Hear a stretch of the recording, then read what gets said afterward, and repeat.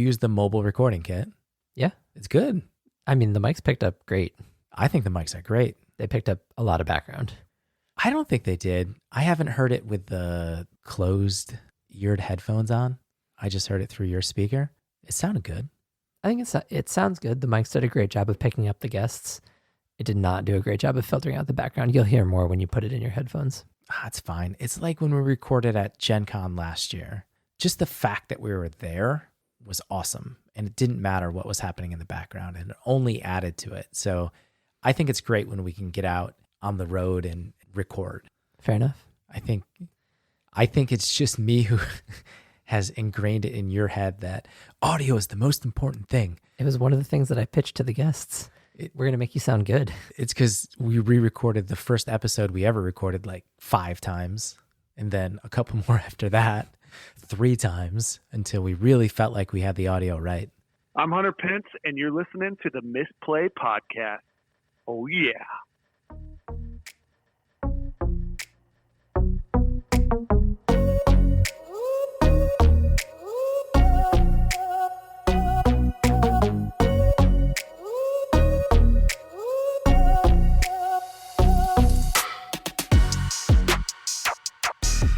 Hello, and welcome to the Misplay, where we Google strategies instead of learning them. My name is Mark. My name is Jason.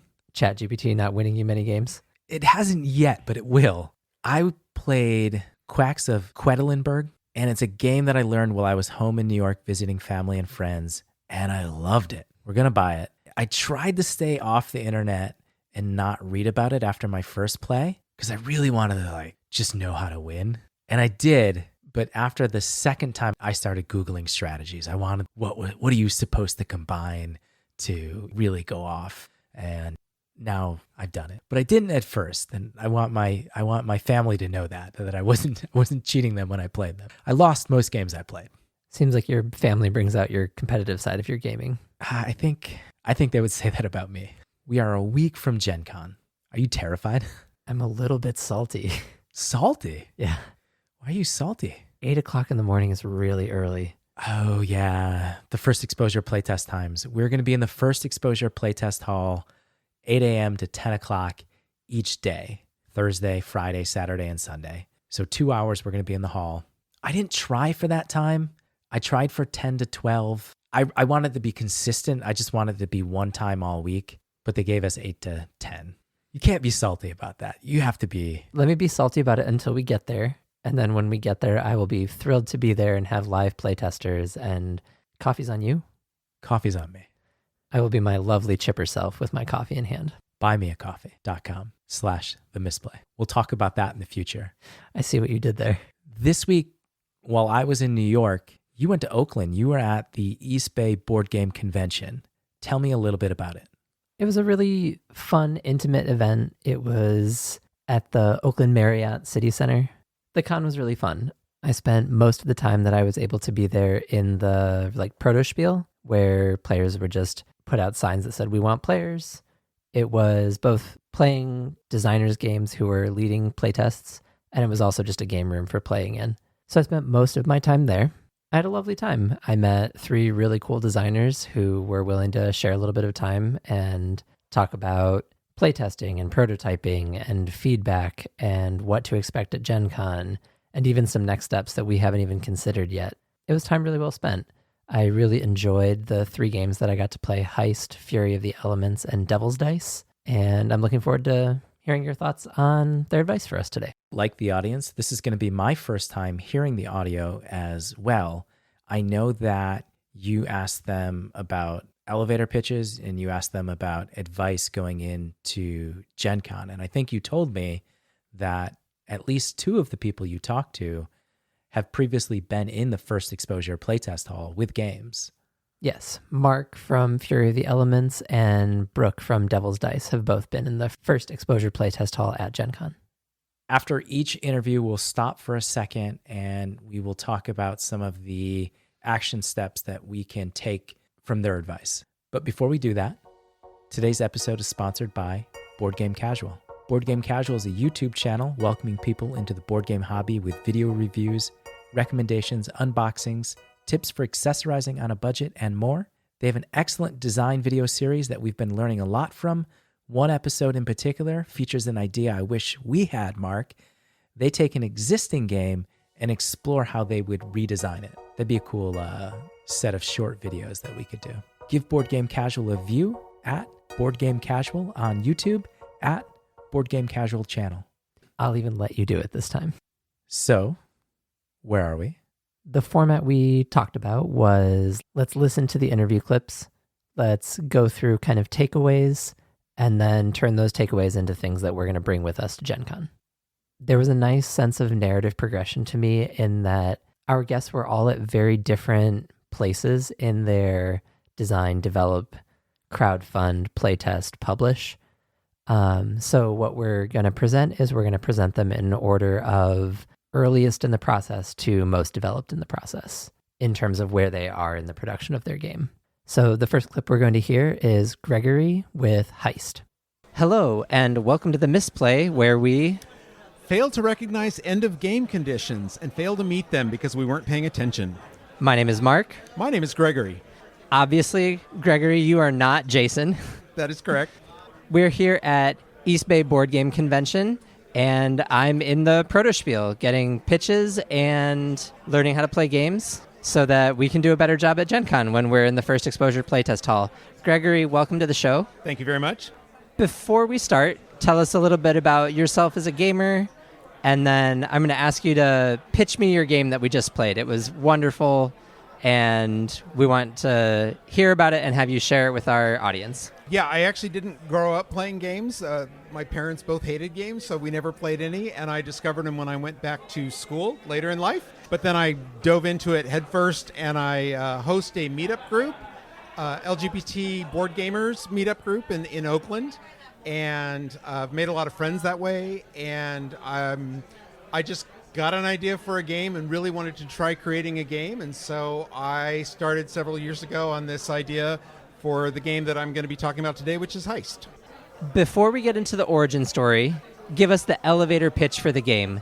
Ding! So the game is called Heist, and it's all about putting together crew to get loot. Players hire crew members that they then use to pull off heists at a place like a casino or a bank or something like that to get millions of dollars in loot. It's a traditional worker placement game with a lot of constraints on getting crew. We're competing for the same crew, we're competing for the same money, and we're competing against each other for the same heists. It's pretty much based in the gangster era, maybe the 1930s, Prohibition era, where master criminals are trying to just take over the city and get all the loot they can. I'm a craving a heist. Tell us the origin story. My favorite game is Lords of Waterdeep, and so that's a pretty traditional worker placement game. And so that started me thinking, like, how would I take that mechanic and use it in a game that was maybe a little more lightweight? So I decided to kind of take that mechanic and put it in a faster-paced game. And I love the idea of heists and going around and trying to collect crew members. And so that's really where I came about. And I just started creating it. I didn't really have designs to become a game designer, but I love doing the creative part of things. So if I'm going to play a game, it's natural for me to want to design a game. And so that's really how I got started. I think if Jason were here, he would agree that we're new at this. We're just starting to bring the game to non-internal testers.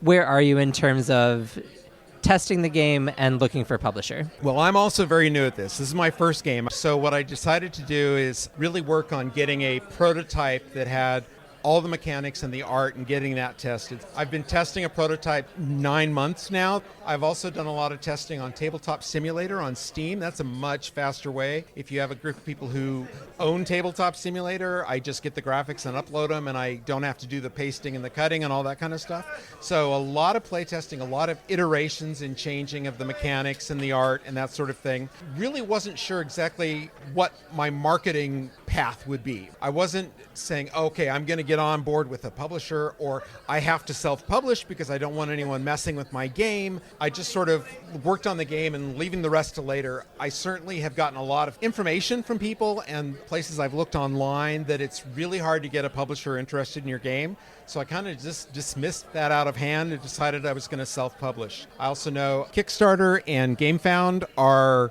this kind of crowdfunding sourcing is how even the big publishers now are releasing games and doing a single print for Kickstarter, and that's the end of the game. So I still haven't completely decided that, but I'm still leaning towards self-publishing. So at this point, since I've playtested the fairly high fidelity prototype several times, my next step is to actually order one from a professional printer that looks like a regular game. If I was going to do Kickstarter or if I was going to enter a competition, I would need to have a promo video that kind of tells my, about the game, and maybe a how to play video. And so I want that to actually look as professional as possible, even if it's not published. So I'm going to kind of a one-off printer to have that done. So right now I'm working on getting all the graphics files ready for a professional printer to send me that primo copy.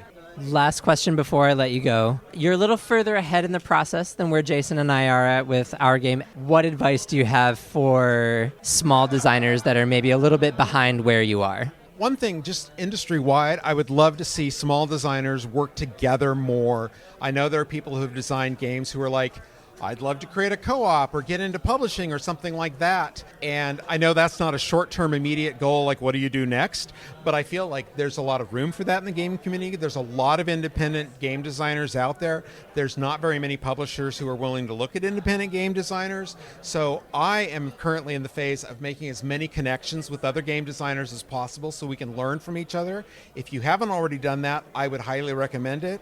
My focus on the game was much more on the mechanics and less on the story and the art, but I have found that people have been really attracted to the gangster era theme of the game, which wasn't even my original theme necessarily, and I've gotten a lot more interest by getting the artwork done. And I know people, if a publisher's going to look at it, they're going to redo all the artwork anyway, but if you're trying to get a lot of people interested in playtesting your game and maybe generating grassroots interest, I think that theme is really important for a lot of players. So that would be the other thing I would recommend you do. Gregory, thank you so much for taking the time to sit down with me at East Bay Board Game Convention.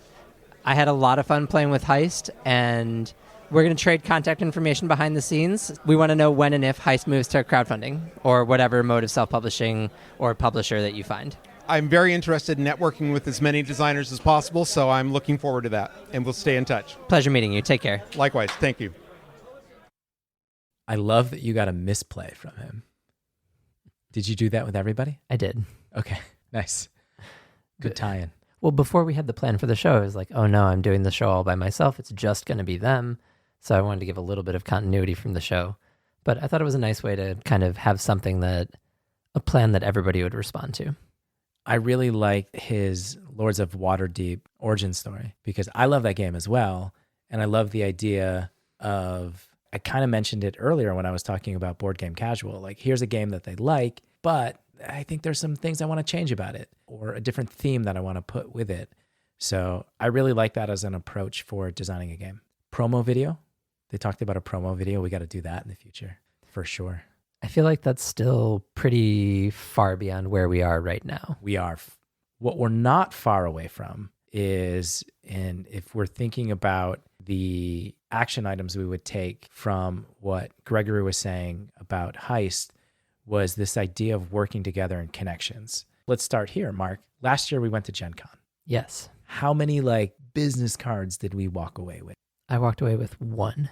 Me too. I had one. I feel like I made one connection. Oh, I just got one business card. I made one small connection. I did reach out to them later, on Instagram or something. This year when we walk out, we've got to leave with a Rolodex of connections. Yeah, we got to have a lot. I'm not saying we have to go in and just walk around and collect business cards. We have to make real connections with people, whether these are other game designers or these are people that happen to see that we're looking for players to play our game in the hotel lobby. Wherever we meet people, I think it's important we start developing connections and relationships with people. That's also something we've talked about in relationship to the local community. We've been making efforts to get out to the Golden Gate Game Makers events. We've went out and I made my way to East Bay Board Game Convention, where I ran into Randy, which was cool. We've talked about doing that on the local level as well. And so I think it stands to reason that at the North American Craft Fair, we should also be doing it there. And I loved what Gregory said about building other people up. It's not connections just for the sake of, connecting with people, but also like building them and elevating them and helping them with their games or helping them with their development or their advertising, their marketing, whatever it is. I think that's really good advice and things we should be looking to do while we're at Gen Con. Action step, buy a Rolodex. Excellent. Fill it too. The next guest that we have on for us from East Bay Board Game Convention is Mark from Fury of the Elements. They are about to launch their Kickstarter campaign. So they're kind of like next up in terms of where they are in the process compared to Gregory, who is just starting to think about the self-publishing process. This is where we want to be in 6 months. So here's Mark with Fury of the Elements. Hello, and welcome to the Misplay, where we misplay by playing low power cards against high power cards and thinking that they can't win. My name is Mark. My name is Mark. That's not your trick ear. Today we have Mark, designer of Fury of the Elements. Mark, welcome to the show. Thank you. Tell us a little bit about yourself. Tell us about you and your history as a gamer, and then we'll get into your game. Obviously, I've been a gamer most of my life, between video games, card games, board games. I have ran game stores, both for video games and local game stores for card games, board games. I've built communities around card games and board games. See, I've done quite a bit of stuff. I've worked at distributors, so I've kind of been everywhere in this industry, and now I'm full into game design. Well, thank you so much for taking the time to sit down with me this morning. I know you're really deep into your design and getting ready to publish process. Give us the elevator pitch for Fury of the Elements. Bend, break, and reverse the forces of nature in this epic strategy card game inspired by Triple Triad. Capture, command, and conquer the elements as you manipulate nature's forces to obtain the most elemental power. Summon creatures, command elemental titans, and cast powerful spells in an epic strategy card game for 2 players. Love the nod to Triple Triad. I will die on the hill that Final Fantasy VIII is better than Final Fantasy VII. I'm right there with you. I got a chance to play the game with one of your developers. We had a really good time. I got to play the base version and the expansion. There's so much going on. Tell us the origin story of Fury of the Elements. Obviously, we've mentioned Final Fantasy VIII and Triple Triad. That was one of the inspirations for the game because I spent so much time playing the mini-game inside of Final Fantasy VIII that once I was working at a local game store, I wanted to start getting into designing my own games and switching from video game design to card games and board games because it was a little more accessible to me. That's where the inspiration came from. I wanted something that gave me that same feeling that was quick and easy to pick up, but I did want to expand on it, obviously, to make it my own. So while it is the inspiration and it's there, it definitely is our own game.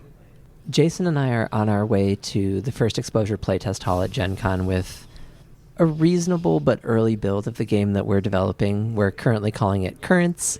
What advice do you have for players in our shoes of what we should be looking to learn, achieve, and accomplish in the time that we get to spend in the First Exposure Playtest Hall at Gen Con? We unveiled Fury of the Elements for the first time in public, actually at Gen Con in 2023 in the Playtest Hall. For us, it was a really, really good experience, and despite whatever the cost may be for you, I think it's invaluable because those people there will give you real feedback. They will help you form your game outside of friends and family and other gamers that you may know. Their experience really helped shape Fury.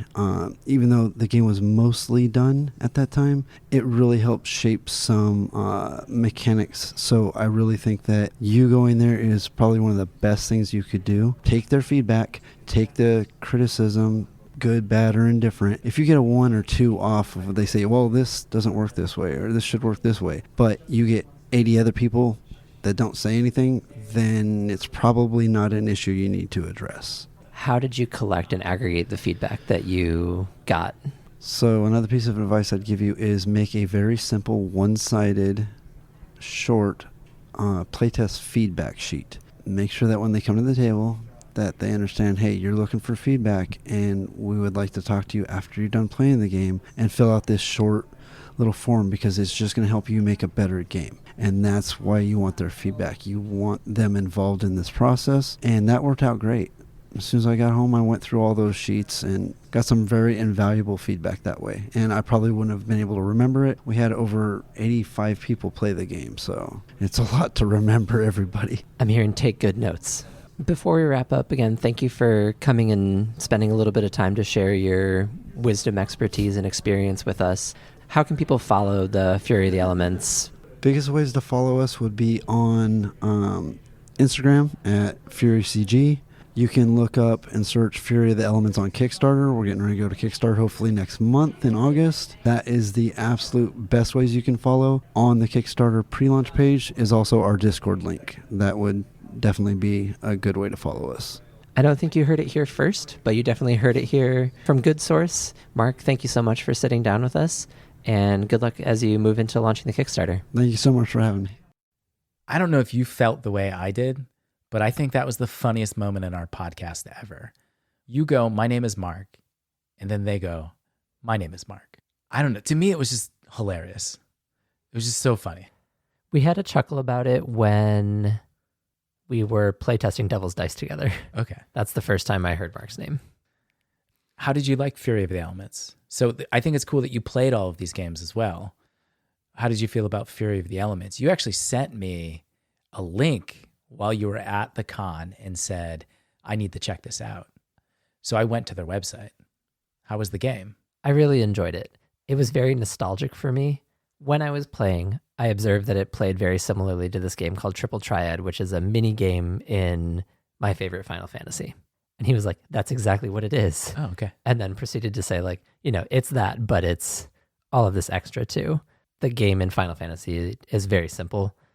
Fury of the Elements is strategically deep. It was really interesting. It treated the mechanics of placing your cards in a really interesting way. There was a lot going on. It was a really cool game. I think you'd enjoy it. Cool. Action step from the advice from Mark. To me, the biggest takeaway was making sure that we are getting feedback. The part that stood out more to me than just get feedback was weighing feedback. How are you going to measure what feedback we have to act on and what feedback is outlier? Absolutely. I think this comes up all the time for us when we're just testing in our small, I can't say biome, our small sphere. Our internal testing, if you will. And when one person is like, they feel really strong about something, it's really hard to know, how much to take that. You're only hearing it from one person, but there's only 2 other people who've played the game. And so maybe they're right. They're absolutely right. We have to make this change because the person who's playing it's not happy. We have to get more people to play it so that we can understand how much weight to put to somebody's comment. Even things I say when we're talking about grid size, 6 or 7, how important is what I'm saying? I'm willing, this is your quote, you use that all the time. I'm willing to be wrong, but it'd be really great to kind of, see how other people feel about the size of the grid. I think a way to consider weighing feedback, and something that Mark pointed out, was if you see the same feedback from a large number of people versus a singular instance of feedback, more people experiencing something the same way in the game is likely to be more representative than the single instance of a person being like, "Oh, there shouldn't be any borders because why would you have borders in this game?" If that's the only person who says that, where everyone else is like, "Well, the walls are strategically interesting," or "the walls didn't bother me." If that's your most frequent voice, I think it's reasonable to count on that being the way that a larger sample of individuals would respond to it as well. Yeah, so definitely some work there, trying to figure out how we get that feedback from. I mean, everyone has kind of recommended some kind of like Google form, right?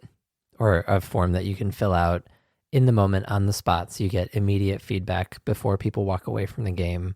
So the action step that we should take away from Mark's advice about Gen Con and First Exposure Playtest Hall is making sure that we have some way to record feedback from players and a way that we're going to weigh that feedback based on some metrics that we'll decide on hopefully soon. Gen Con is coming up quick.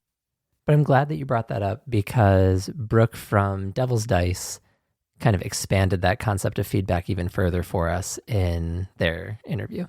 Hello, and welcome to the Misplay, where we don't bluff enough. My name is Mark. And I'm Brooke Elf Nichols, the creator of Devil's Dice. Brooke, welcome. Thank you. Give us the elevator pitch for Devil's Dice. So Devil's Dice is a twisted cross between coup and liar's dice, where you roll dice, lie, and steal from your friends in order to be the first to summon the devil. Brooke, tell us a little bit about yourself. Tell us about your history as a gamer and how you got into game design. I'm a lifelong gamer. Been making games probably since I was about 3 years old, when I first started making worlds in my head, playing in the dirt.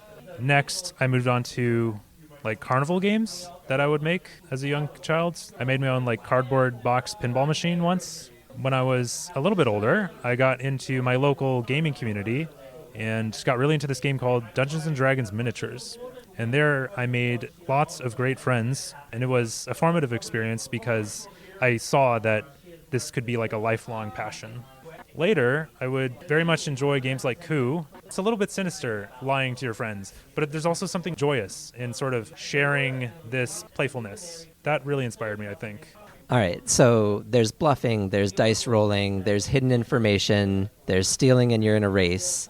Tell us the origin story of Devil's Dice. So the origin story is one day I was just driving and I was thinking about the board games that I've played the most. And I worked out that it was probably the games Coup and Liar's Dice. And I think the reasons for those games is they're so simple, so easy to break out, so easy to carry with you, that you can kind of take them anywhere and kind of play with anyone. So I took this idea and I brought it to my close friend Roston. And he has done a number of indie video games. And he just turns to me and he's like, all right, if you're going to keep telling me about this idea, then we have to make it. So I was like, you know what? I'll take that as a challenge and let's do it. So we started. He called up some of his game design friends to come over. We just kind of hashed it out over one evening and came up with what was essentially the first real concept. We wanted it to be about bluffing. We wanted it to be devil themed. And we just kind of kept building and building on that. So we talked off mic that you have completed your crowdfunding campaign. Yes, we had a very modest goal, but we exceeded it, and we were able to unlock some of our stretch goals. I've been very happy with the whole thing. So your primary team, it sounds like you're in a similar spot to Jason and I, where it's you and Roston, your co-designer? That is correct. We also have an artist that we've commissioned. They've done all of the art. They've done a fantastic job. We've also commissioned a few graphic designers for little things. But in the end, I ended up doing a lot of the graphic design myself, but it was good to get a little bit of help here and there. What would you recommend as the priority things for us to do going into the First Exposure Playtest at Gen Con? I would really think about the kind of questions that you're asking people to answer. Broad questions can lead to broad answers, and so if you have something very specific, the most important thing is to understand how people feel about it, what they take away from it, what leaves an impression with them. So you want to word questions in such a way as to try to get at that. Get at the key thing that you're trying to do. Did they understand the story of your game? Did they understand some specific thing that you were trying to do with your game? Some mechanics that sort of cohere in a way. Did they understand it? If you have suspicions about things where your game is confusing or where your story might not be landing or the feeling that you're trying to create isn't being created, that's what you want to figure out. You want to be open to new things that you didn't consider. So that is also very key. If you repeatedly see the same thing over and over again, usually that is a signal that something is happening. People are having a similar experience, and it's good to figure out why. Great advice. Brooke, thank you for taking the time to sit down and talk with me. How can people follow Devil's Dice as you roll it out for distribution? Yeah, thank you so much. We are the Devil's Dice Game on Instagram, or you can find us at thedevilmaycaregames.com, where you can pre-order Devil's Dice, and it's pre-order available now, and we'll ship out hopefully in the next month or two. Congratulations. It sounds like a really exciting time. Thank you so much. Appreciate you. So, Mark, I've got to ask, I want to know more about Devil's Dice, because this sounds like a game I would really like. Bluffing, trying to get somebody to believe something that's not true. There's a dice element. Tell me more about Devil's Dice. So there were kind of three major pieces to it. There was the hidden information of what dice you're holding. There were ways to re-roll your dice. And then there were different actions that corresponded to, there were 6 options because there are 6 sides of the die. And so it had this kind of like press your luck feel as you try to finagle your way into having a collection, like a Yahtzee collection of one of all the symbols in the game. I thought it was really interesting. It was fun. I thought the theme was cool. You were right that Brooke expanded on talking about feedback. And I really liked what Brooke said when Brooke said, broad questions lead to broad answers. We can't ask a question for occurrence where we're just like, what do you like? What did you like? Was it fun? Like, we know those aren't questions that we should be asking. And I think we're going to have to do some work, not just on the podcast here in a minute, but it's just like, we're going to off mic, we're going to have to sit down and work on this form and the really types of specific questions that we feel we can get answered from other people. Action step, right? What really specific takeaways do we want to get from probably the highest volume of really proficient playtesters that we're going to have access to in the development of this game? You're looking at me for one. Well, I mean, that generating that list, Yeah. I think having a strong feedback form is the thing that we need to walk out of Gen Con with, in addition to our Rolodex. I'll throw one question out there right now. We can talk about, are gray tiles too strong? Is that a specific way to ask that question? Just for anybody, there's 3 tiles in the game. There's orange, there's blue, and there's gray. And each tile does something different. In our internal testing, we're finding grays pretty strong. We've talked about reducing the number of grays in the pool as a solution. How do we ask people if they feel gray tiles are too strong, especially if we already cut them down? Do we cut them down? Do we not cut them down?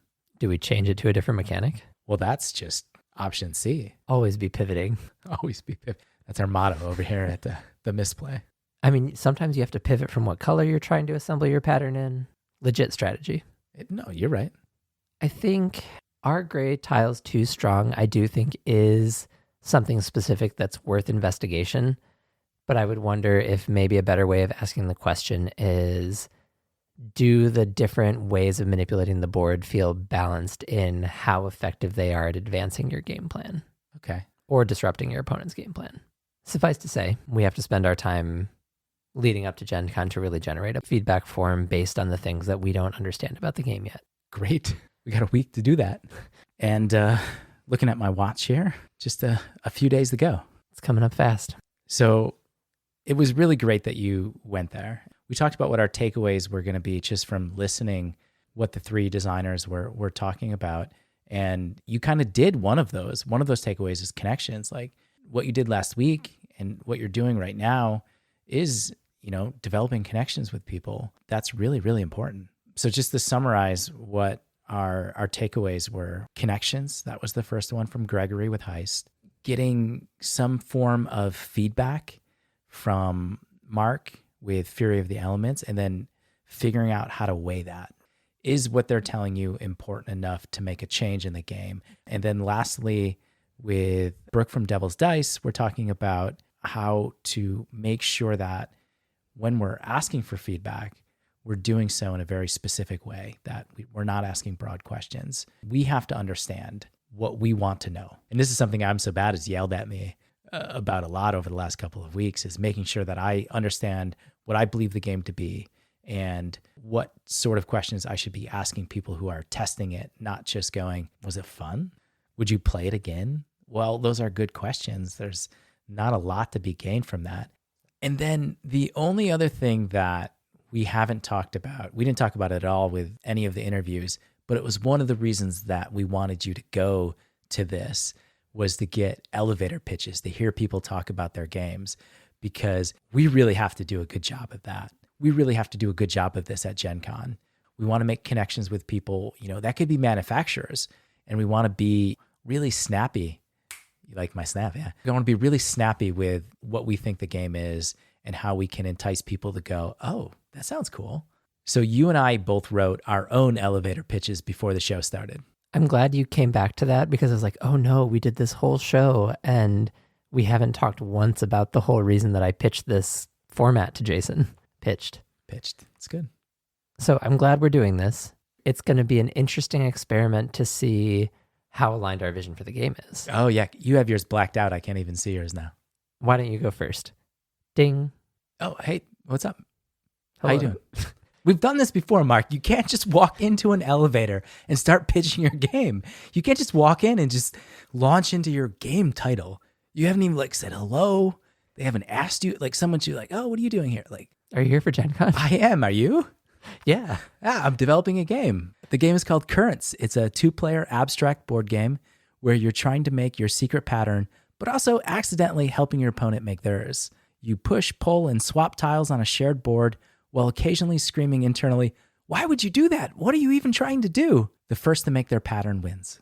Currents by the Misplay. I see you really leaned into the chaos comment. Yeah, I mean, there's a lot of that going on when you're playing the game. You're like, why are they doing that? You're running through your head. Why are they putting that? Why would they do that? Why would somebody do that? What are they telling me? That's how I feel when I'm playing. Sounds stressful. Great. Get off, ding. All right, I tried to have some fun with it, but hit on some key things like 2-player abstract game, secret patterns, push, pull, swap, things that the tiles do. Why don't you give me your elevator pitch? Ding. Hello. Hey, what's up? You a board game designer? I see you're wearing a tag. What's the Misplay? Oh, well, I have a podcast. I'm also designing a game. Can I practice my elevator pitch on you? Yeah, dude, nobody listens to the podcast, but go ahead. Currents is an abstract tile placement game that sparks a predator and prey battle of wits between 2 players with the twists and turns of the tiles to unlock a hidden path to the treasures hidden beneath the ocean's depths. Yeah, those are different. Oh, wait. It sounds great. I actually am a little confused. I don't understand treasures. What's the treasure? Do you win something? You win the game. It's not like a gold or a chest or No. Okay. Abstract. All right. Well, you leaned into a theme that kind of exists with currents, the ocean. I'm back to me now. I'm Jason. I mean, that is largely what we've talked about in terms of broad scope for the theme. Yeah. I think I stayed away from the theme in my elevator pitch. I just went with abstract game. You said abstract too, did you? Yeah. Mm-hmm. You said abstract as well. But you went a little bit into, what a theme could be. Ocean's depths. I'm trying to catch someone's attention if I want them to sit down. Yeah. What were similar, what were different? I feel like yours captured abstract and the physical mechanics a lot better than mine. Pushing tiles, pulling tiles, even though we don't have pulling in the game. You've got the battle of wits. So you've got you're playing somebody else. And it really is like a head-to-head challenge battle puzzle that you're trying to figure out and solve. So you've got that aspect of it. Whereas I went accidentally helping your opponent, because that's how I feel. I feel like I just blew it. I think ideologically, the biggest difference is I'm envisioning pitching the final product, and I think you're envisioning pitching where the game is right now. Yeah, that's true. So with that, we're off to Gen Con. Right? Our next episode will be live, just like last year. We'll have a live episode. I want to do it again in Lucas Oil Stadium. Yeah, let's do it. Okay. It worked out great last year. I thought so. So the next time you hear from us, we will have put our game in front of people at the First Exposure Playtest Hall and hopefully made connections, gotten feedback. And then we'll be going through all that feedback to make the game better. Or pivoting and just building Animal Kingdom. Mark put his head down. I have 3 other ideas that are not Animal Kingdom if pivoting is really on the table. Pivoting's not on the table. Get out of here. Tender Mercenaries. Oh, okay. Pivot. Let's do it. The Misplay podcast is brought to you by Mike C., Missy, JP Savard, Parney, Kyle Flowers, Adjos, Brian, Binns, and Peter. Consider donating at buymeacoffee.com/themisplay. If you'd like to become a featured sponsor of the show, find our form at themisplay.com/sponsors.